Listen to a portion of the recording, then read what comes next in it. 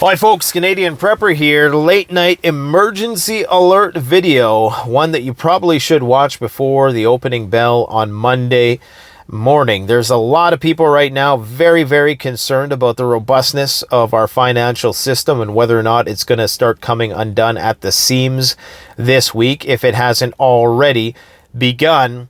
And we got a brief reprieve, it would seem. The Fed has kicked the can down the road once again. The Fed has intervened in record speed because they knew they were panicking, and they knew that this had the potential to spread like wildfire and collapse likely the entire financial system. We're talking about a 1929 level of collapse, something that this generation has never been exposed to.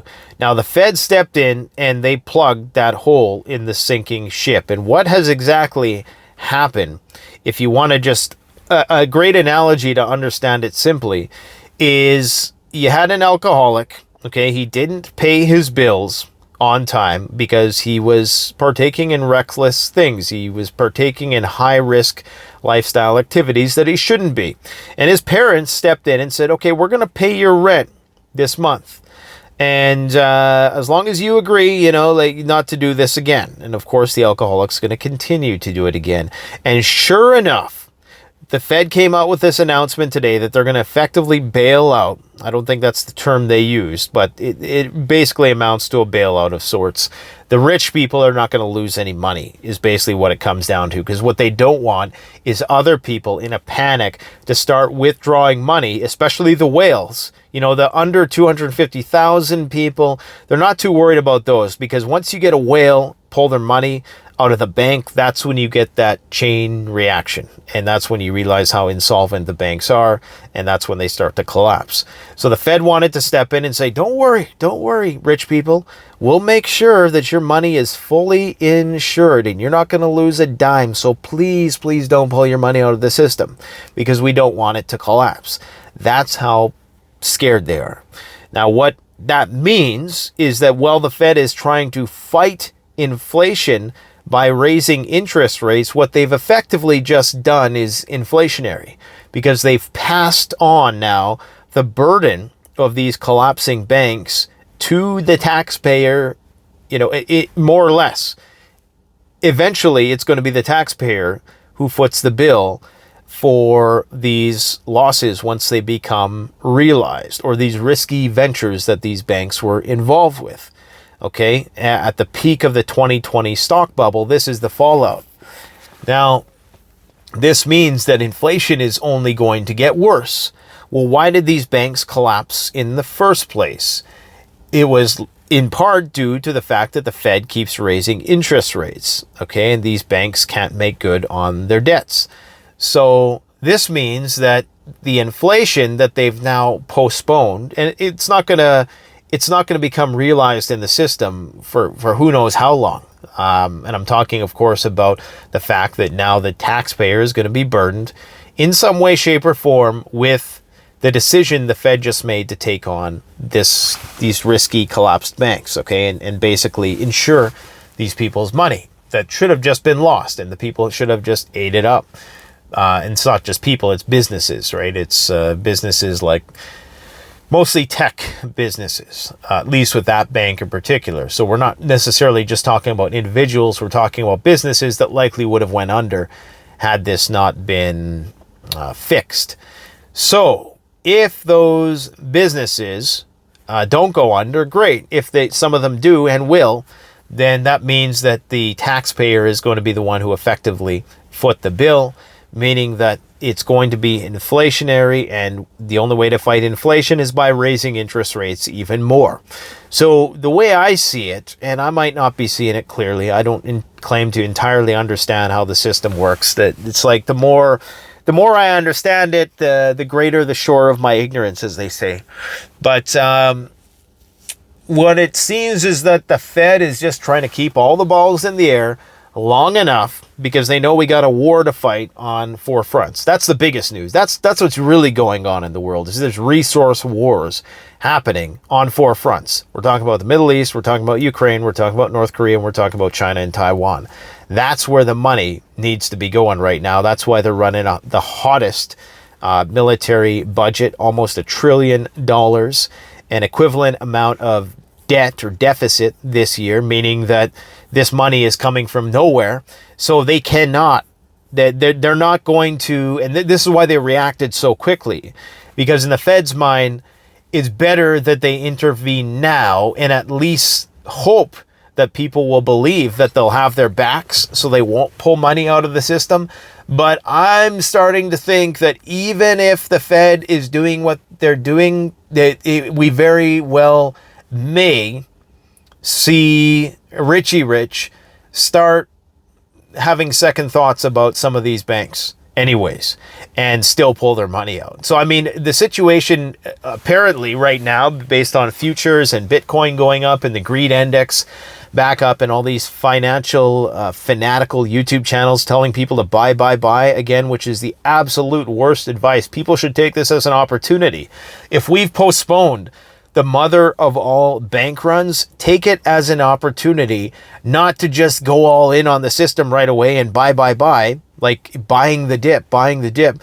Well, it's a long descending staircase and you don't know when it's going to end. I'm not saying don't buy the dip, because that would, that potential advice could backfire. There's people who say don't fight the Fed, but the Fed is not God. The Fed is not all-knowing and all-seeing, and eventually the Fed will be wrong, and the Fed will be in a situation where it can't do, and it's arguably in that situation right now because it's trying to fight inflation while causing inflation at the exact same time. Two things that, it's just doomed to have to raise interest rates even higher, and that's going to collapse more banks or cause more to become insolvent, and this thing is going to spread.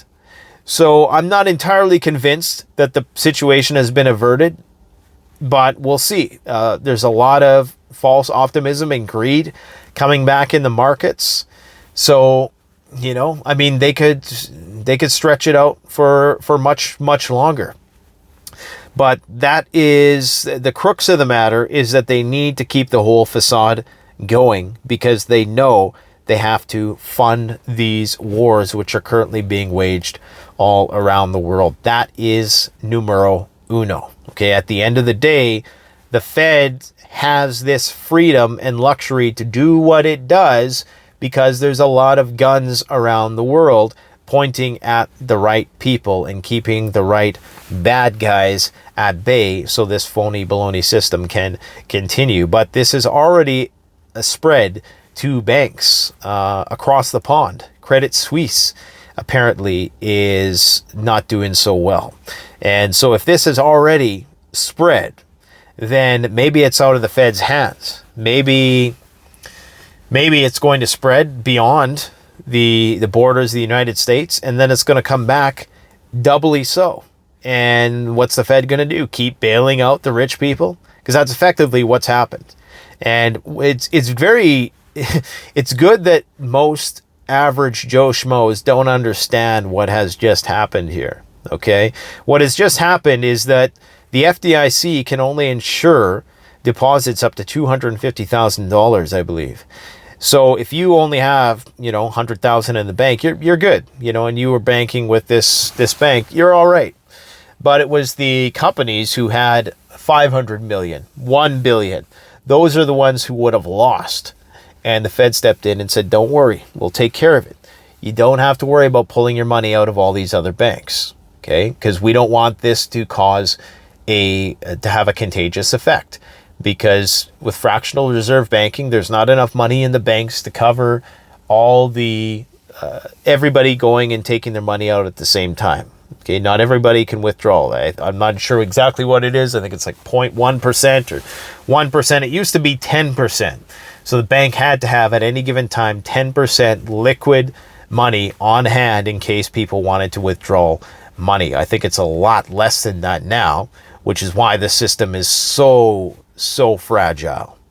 So that means that people can take a deep breath. And I don't think we're going to see massive bank runs next week anymore, but I could be wrong, because it all depends on how much faith people have in the Fed. Historically, people seem to, if the Fed is acting dovish on a certain thing, then most people are willing to accept that and become greedy really, really fast, which is scary. But let it be known, like, the speed at which the Fed intervened here is a sign of how bad this potentially was. I mean, the speed of this entire thing as it happened is a sign of how quickly the system can become undone nowadays. And I said in my video the other day, where we first talked about this, that in the information age, when things travel at light speed, the system can come undone in equivalent speed. So there was a time back in the day where these types of crashes might have taken a lot longer, because people could not just digitally transfer billions of dollars. They had to physically go down to a bank and talk to somebody, and you had to do things one step at a time. Now it can happen very, very rapidly, which is why Jerome Powell and Janet Yellen never got any sleep this weekend and had to get this situation figured out before Monday to avert a major catastrophe, which would have likely been the impetus to the big crash, okay, to the collapse of the banks and 1929 all over again, because the stock market is wildly overvalued. Still, the only thing that is propping up that value is faith in the banking system. And once that goes, the stock market goes to down like 70% from where it is right now. And that's when the war gets probably even worse. But then what are you going to fund a war with, right? So anyways, let me know what you guys think in the comment section below. And if you think I'm off on this, if you think there are going to be, if the chaos is going to continue next week, I'm trying to be optimistic, but maybe I'm being too optimistic. Thanks for watching. Don't forget to like, comment, subscribe. I will recommend that people go and watch a talk with the Reluctant Prepper YouTube channel with Bob Moriarty. And he breaks it down how eventually this entire banking system is destined to collapse. But right now, they're just trying to keep all the balls in the air. They're trying to keep this alcoholic from making the problem worse, but the alcoholic's never going to pay their rent. People are never going to learn. And so long as the Fed steps in, and so long as people think the Fed have their back, they're going to continue to act recklessly, meaning that people are going to continue to get involved with risky ventures and doing things that they shouldn't. So the Fed eventually has to step in and get hawkish. But if they do that, then the market crashes anyway. So it's either like we're destined for stagflation at this point in time. It seems it's undeniable. So as long as you're prepped, and if you have some regenerative assets, I'm talking about a garden, I'm talking about some chickens, I'm talking about, you know, renewable energy sources, and just having a preparedness mindset in general, you're okay. As for the nuclear war thing, that's another story. We'll talk more about that tomorrow. Thanks for watching. Don't forget to like, comment, subscribe. Canadian Prepper out.